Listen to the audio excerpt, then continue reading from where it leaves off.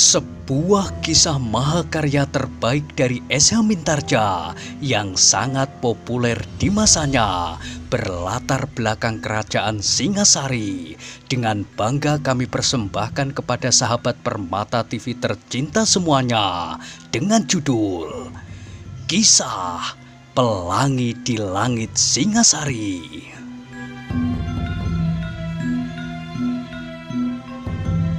Pada kesempatan yang sangat baik ini, kita masuk pada episode yang ke-147.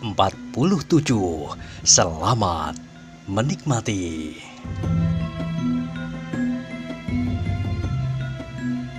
Pada episode sebelumnya telah diceritakan, ketika fajar menyingkap kehitaman langit di ujung timur, maka Mahesa Agni dan kawan-kawannya pun telah bersiap. Kedua laki-laki tua dari Panawijen, Empu Gandring dengan sebilah keris raksasa di punggungnya, Ken Arok dengan pedang di lambung, dan Mahesa Agni sendiri. Seperti Ken Arok, Mahesa Agni pun membawa pedang pula, tergantung pada ikat pinggang kulit yang lebar. Terasa oleh orang-orang Panawijen dan para prajurit Tumapel bahwa orang-orang yang berangkat melintasi padang karawutan itu benar-benar telah bersiap untuk menghadapi setiap kemungkinan. Ketika langit menjadi semakin terang, maka mereka pun segera berangkat, dilepas oleh Ki Buyut Panawijen dan orang lain yang sebentar lagi akan mulai pula bekerja menyelesaikan bendungan itu. Sejenak kemudian, maka kuda-kuda itu pun segera berpacu, tetapi mereka tidak dapat berjalan seperti yang mereka kehendaki, karena kedua laki-laki tua dari Panawijen itu tidak berani menunggang kuda terlampau kencang. Karena itu, maka perjalanan itu pun merupakan perjalanan yang terlampau lambat bagi Mahesa Agni, Empu Gandring, apalagi Ken Arok. Meskipun demikian, namun mereka pun menjadi semakin lama semakin mendekati padukuhan Panawijen. Padukuhan yang semakin lama menjadi semakin kering. Namun dengan demikian, bagi Mahesa Agni semakin lama semakin didekatinya bahaya yang tersembunyi di dalam padukuhan itu.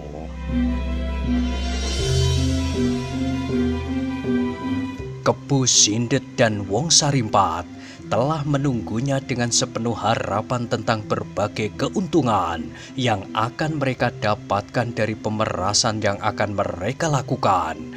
Betapapun lambatnya perjalanan itu, tetapi akhirnya Panawijen telah berada di hadapan hidung mereka. Setelah beberapa kali mereka berhenti melepaskan lelah dan haus karena kedua laki-laki tua dari Panawijen itu, mereka tidak memiliki ketahanan seperti Mahesa Agni, Empu Gandring yang meskipun sudah tua pula, dan apalagi Ken Arok, seorang yang paling mengenal padang karautan melampaui yang lain-lain. Sejenak kemudian mereka pun telah memasuki padukuhan itu. Mereka berlima disambut dengan penuh gairah oleh orang-orang Panawijen. Apalagi setelah mereka melihat Mahesa Agni, maka mereka pun menjadi seakan-akan anak-anak yang sudah lama tidak melihat ayahnya pergi merantau. Dan kini ayah itu telah kembali pulang. Belum lagi Mahesa Agni sempat beristirahat, maka beberapa orang telah menemuinya dan masing-masing bercerita dalam nada yang berbeda-beda tentang kebakaran yang terjadi di padukuhan mereka, tentang beberapa buah lumbung dan rumah-rumah yang lain. "Nanti aku akan melihat," berkata Mahesa Agni. "Sekarang apakah kalian tidak ingin memberi kesempatan kepada kami untuk beristirahat sebentar?" Oh, orang-orang Panawijen itu saling berpandangan sejenak. Kemudian mereka pun menjawab hampir bersamaan. Silahkan anak mas beristirahat di rumah Ki Buyut." "Terima kasih," sahut Mahesa Agni. "Aku akan beristirahat di padepokanku." Mahesa Agni pun kemudian pergi ke padepokannya, padepokan yang pernah didiaminya sejak kanak-kanak. Dalam pada itu, Kepu Sindet dan Wongsa Rimpat menunggu dengan berdebar-debar di rumah kuda Sempana. Ketika ayah kuda Sempana datang, maka dengan tergesa-gesa Wongsa Rimpat bertanya, "Hei, apakah kau melihat Mahesa Agni? Bukankah orang-orang ribut menyambut kedatangannya? Anak-anak itu akan menjadi terlampau congkak. Seakan-akan ia sudah menjadi seorang Akuwu di Panawijen." "Aku melihatnya," sahut ayah kuda Sempana. "Anak muda itu datang berlima." "Berlima?" Wongsa Rimpat mengerutkan alisnya, sedang wajah Kepu Sindet yang beku itu masih juga membeku. "Siapa saja mereka?" Ayah kuda Sempana menggeleng. "Aku tidak tahu. Yang seorang sudah agak tua, membawa sebuah keris yang besar di punggungnya." "Empu Gandring," gumam Wongsa Rimpat. "Yang seorang lagi, agaknya prajurit atau pelayan dalam seperti kuda Sempana dahulu. Wajahnya tampan dan bermata terang." "Siapakah anak itu kuda Sempana?" bertanya Wongsa Rimpat. Kuda Sempana menggeleng, jawabnya kosong. "Aku tidak tahu." "Kau pasti tahu," sahut Wongsa Rimpat. "Kau pernah menjadi seorang prajurit atau seorang pelayan dalam." "Tetapi aku tidak melihat siapa orang itu." Wongsa Rimpat mengangguk-anggukkan kepalanya, gumamnya. "Ya, kau memang tidak melihat, tetapi seharusnya kau dapat mengira-ngirakan siapakah orang itu." "Ada beratus-ratus pelayan dalam dan prajurit pengawal di dalam istana. Aku tidak dapat mengenal seluruhnya." "Tetapi siapakah yang berwajah tampan dan bermata terang itu?" Tiba-tiba Wongsa Rimpat membentak. "Jangan terlampau keras berteriak." Kepu Sindet memperingatkannya. "Kita tidak berada di Kemundungan. Kita berada di dalam sebuah padukuhan. Di Kemundungan, suaramu yang keras dan serak itu hanya akan didengar oleh dinding-dinding pada selereng bukit. Di sini, suaramu akan dapat membuat bayi-bayi menjadi pingsan." "Oh!" Wongsa Rimpat mengusap mulutnya seakan-akan ia akan menghapus suaranya yang telah terlanjur terlontar. Tetapi kembali ia bertanya meskipun agak perlahan-lahan. "Siapa?" "Banyak di antara mereka yang tampan dan bermata terang," sahut kuda Sempana seakan-akan acuh tak acuh. "Witantra, Sura, Kukma, Mitra." "Cukup!"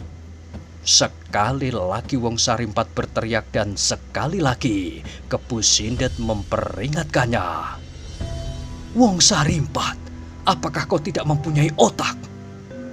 Wongsa Rimpat terdiam, tetapi mulutnya masih saja komat kamit dan ia mengumpat tak habis-habisnya di dalam hati. "Mungkin kau tidak mengenal anak itu kuda Sempana," berkata Kepu Sindet dengan wajah yang beku.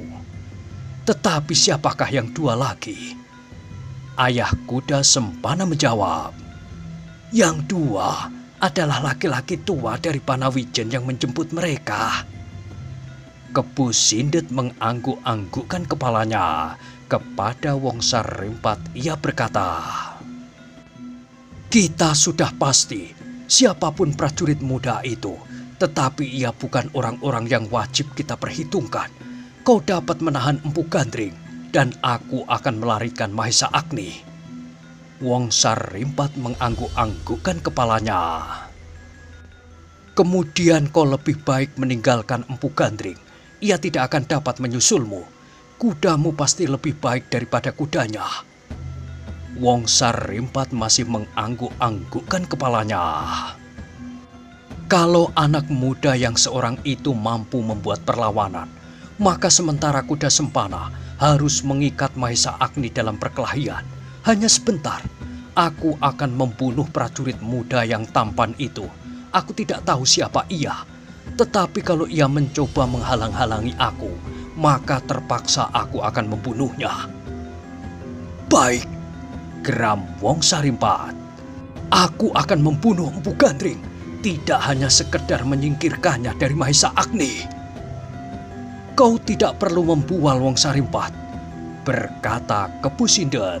Kemudian kepada kuda sempana ia berkata, "Dan kau kuda sempana, kau akan dapat melepaskan dendam hatimu. Sekehendakmu lah apa yang akan kau lakukan atas anak muda itu kelak di Kemundungan. Sedang aku mempunyai kepentingan sendiri dengan Mahesa Agni itu, tetapi aku tidak akan mengecewakanmu."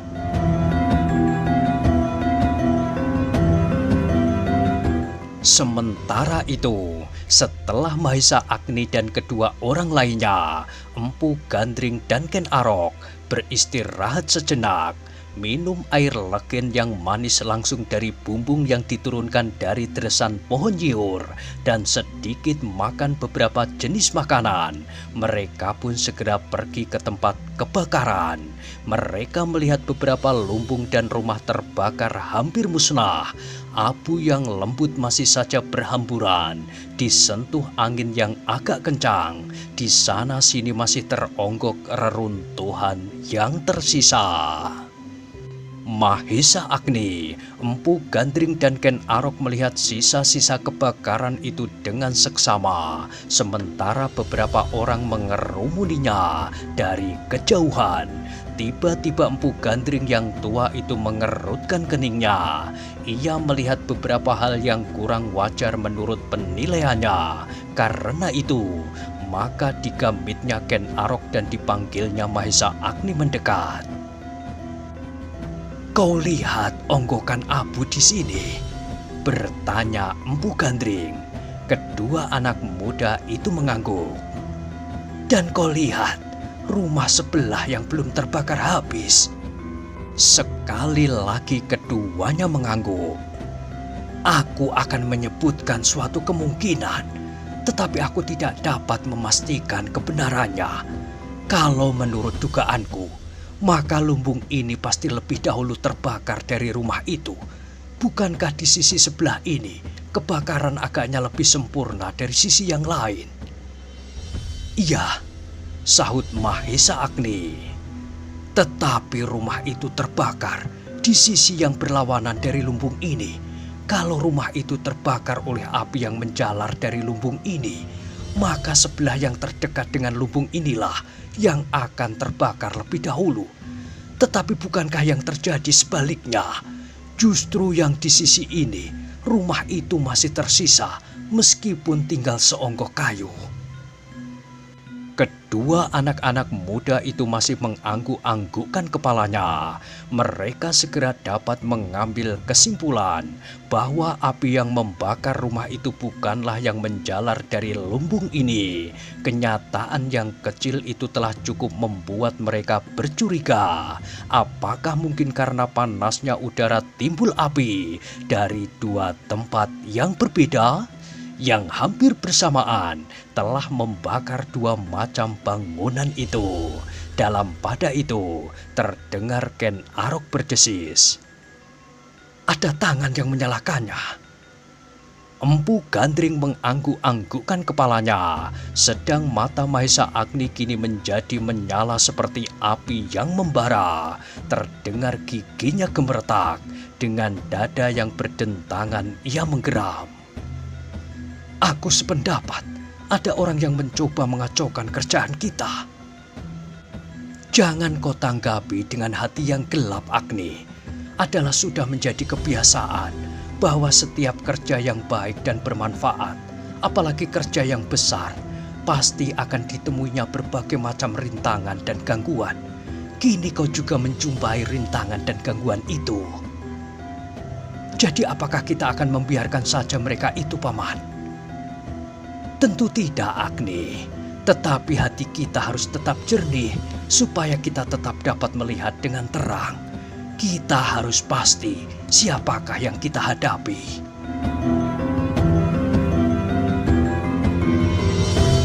Empu Gandring berhenti sejenak. Dipandanginya orang-orang yang berkerumun di kejauhan. Kemudian katanya, "Kau jangan membuat orang-orang itu menjadi semakin bingung dan cemas. Buatlah mereka tenang." Mahisa Agni menarik nafas dalam-dalam seakan-akan ingin mengendapkan isi dadanya yang bergolak itu. "Berilah mereka ketenangan, supaya mereka tidak akan menambah bebanmu yang telah menjadi semakin berat itu." Mahisa Agni mengangguk-anggukkan kepalanya, dan ia pun dapat mengerti ketika pamannya berkata, "Kau harus berkata kepada mereka bahwa tidak ada apa-apa yang terjadi. Kebakaran ini adalah kebakaran yang wajar karena suatu kecelakaan saja.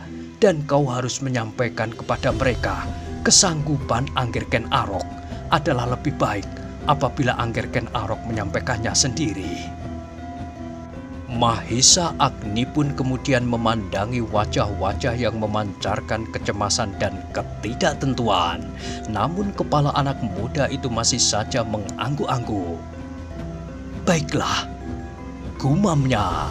Sambil berpaling kepada Ken Arok, Mahisa Agni berkata, "Apakah kau tidak berkeberatan?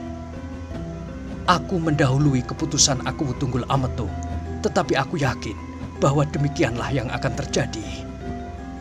Jadi bagaimana?" "Baiklah."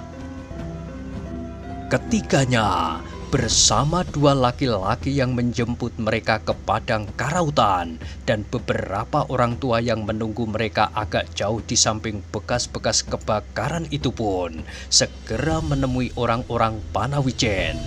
Mahisa Agni mencoba untuk menenangkan hati mereka dengan beberapa keterangan, dan akhirnya dipersilahkannya Ken Arok sendiri memberi penjelasan kepada orang-orang Panawijen itu.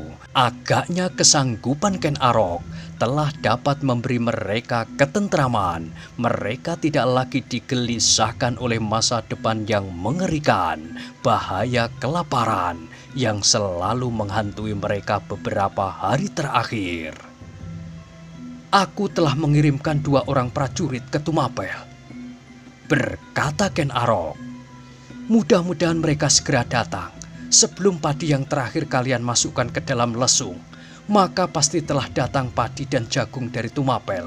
Kalian tidak akan dibiarkan kelaparan sampai tanah yang kalian garap menghasilkan, sampai bendungan di padang karautan itu dapat mengangkat air, mengairi sawah-sawah kalian yang pasti akan lebih subur dari sawah-sawah kalian di Panawijen ini."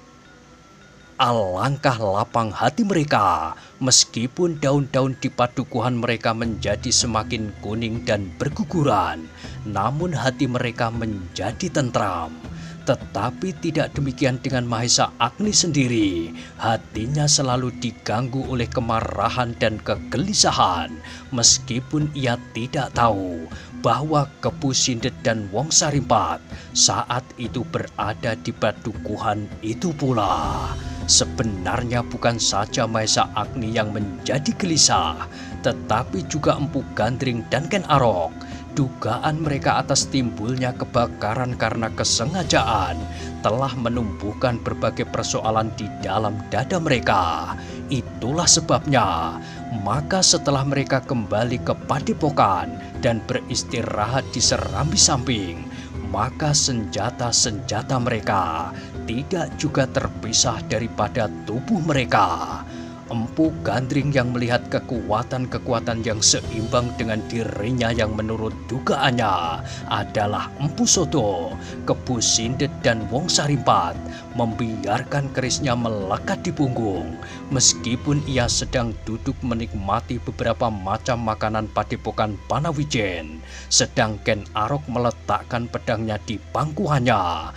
Mahisa Agni sendiri pun tidak juga melepas pedangnya yang tersangkut di lambungnya.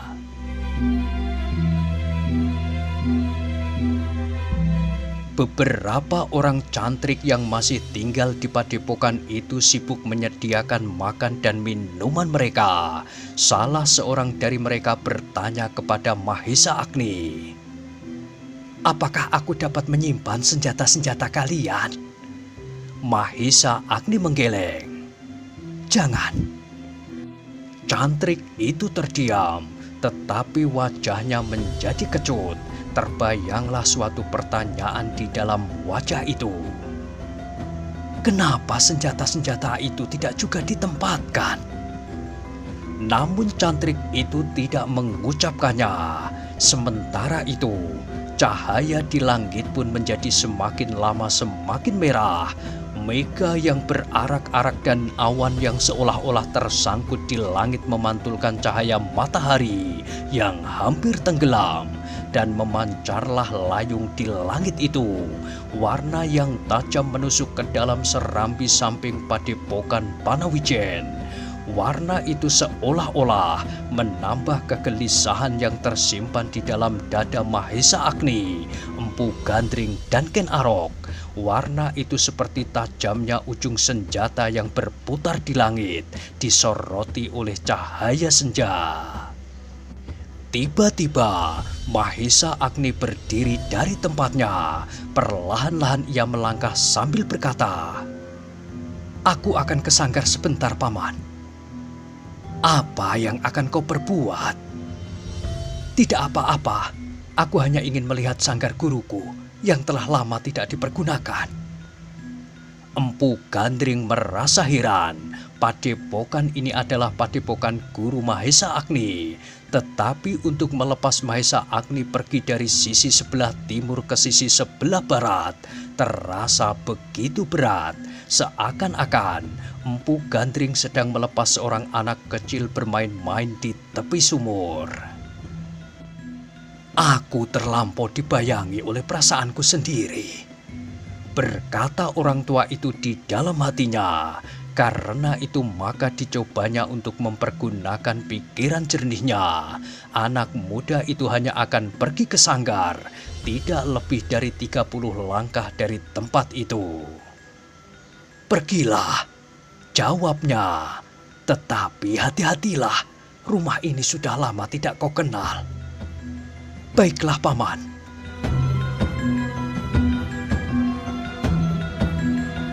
Mahesa Agni pun segera meninggalkan pamannya.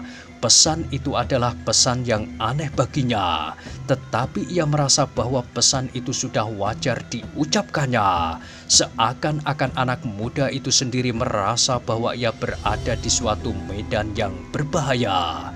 Dengan pedang di lambung, Mahesa Agni pun segera pergi ke sanggar gurunya. Perlahan-lahan dibukanya pintu sanggar itu. Terdengar suara berderit dan seberkas sinar senja yang temaram melontar masuk. Mahesa Agni menarik nafas dalam-dalam. Terasa udara agak panas mengalir dari dalam. Remang-remang dilihatnya tiang-tiang kayu nangka yang kekuning-kuningan. Perlahan-lahan Mahesa Agni melangkah naik anak tangga dan memasuki sanggar. Ketika kakinya menyentuh lantai, debu yang tipis menggelepar di bawah kakinya. Mahesa Agni pun kemudian melangkah terus masuk ke dalam sanggar.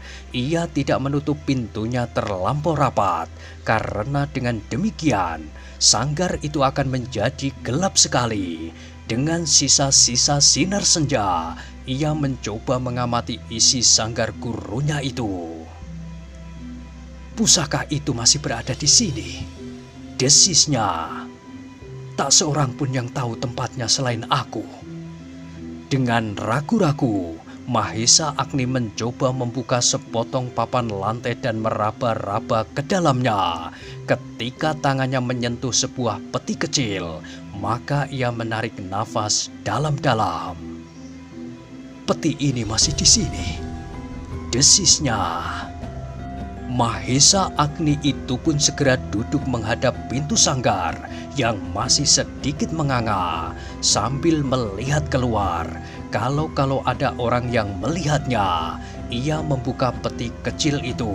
Hati-hati ia meraba ke dalamnya dan kini tangannya menyentuh sebuah benda yang dingin. "Inilah pusaka itu," katanya di dalam hati.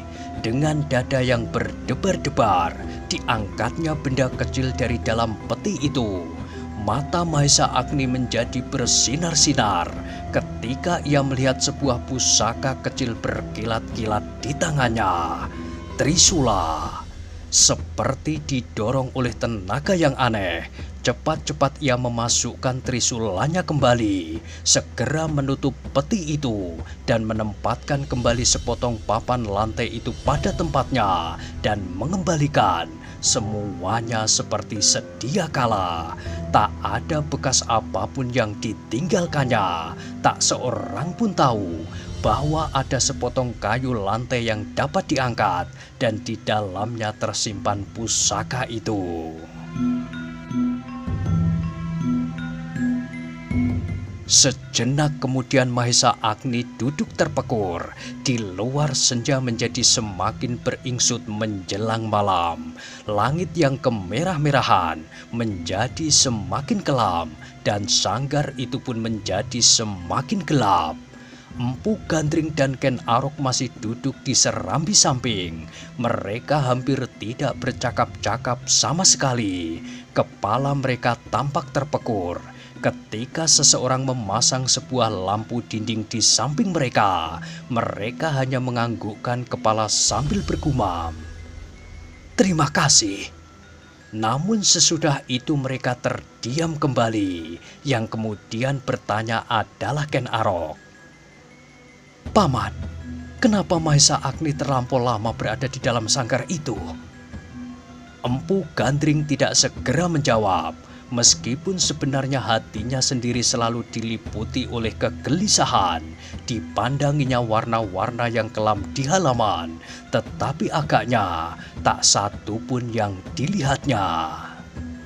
Agaknya Ken Arok tidak dapat menahan kegelisahannya, sehingga ia pun kemudian berdiri. Perlahan-lahan ia berdesis, "Aku ingin melihat ke sanggar sebentar, Paman. Apakah Agni sedang bersemadi?" "Aku kira tidak, Ngger. Tetapi baiklah kalau kau ingin melihatnya. Tetapi kau pun harus berhati-hati pula." "Baik, Paman." Ken Arok pun kemudian melangkah meninggalkan serambi samping pergi ke sanggar di sisi yang lain dari halaman rumah itu. Dengan hati-hati, Ken Arok melihat setiap gerak dan mendengarkan setiap bunyi di halaman. Di sana-sini, beberapa orang cantrik telah menyalakan pelita-pelita di sudut-sudut rumah.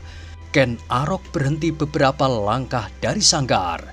Ia tidak ingin mengganggu Mahesa Agni. Dari tempatnya berdiri, Ken Arok melihat remang-remang pintu sanggar itu tidak tertutup rapat. Tetapi malam pun menjadi semakin malam dan Mahesa Agni masih juga belum keluar dari sanggar. Meskipun demikian, Ken Arok masih juga belum beranjak dari tempatnya. Tiba-tiba dadanya berdesir ketika ia melihat sesosok bayangan mendekati sanggar itu. Bayangan yang hanya dilihatnya lamat-lamat itu berhenti sejenak di muka pintu. Tetapi bayangan itu kemudian tidak segera pergi. "Siapakah ia?" desis Ken Arok di dalam hatinya. Agaknya ia menunggu Mahesa Agni keluar. Tetapi Ken Arok tidak begitu mencemaskannya. Agaknya bayangan itu tidak sengaja menyembunyikan diri. Ia berdiri saja di samping pintu sanggar. "Mungkin seorang cantrik," berkata Ken Arok di dalam hatinya. Sejenak kemudian, ia melihat pintu sanggar itu bergerak. Bayangan yang menunggu di samping pintu itu surut selangkah. Sementara itu, mata Ken Arok yang tajam melihat Mahesa Agni tersembul keluar dari dalamnya. Tiba-tiba, Mahesa Agni itu terloncat ke samping anak tangga sanggarnya. Agaknya ia terkejut ketika ia melihat seseorang menunggunya di muka pintu sanggar. Tetapi orang yang menunggunya itu pun terkejut pula, sehingga ia pun terloncat mundur.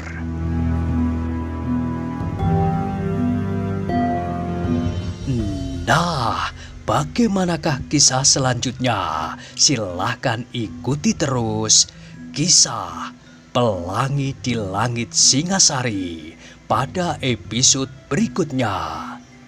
Sampai jumpa.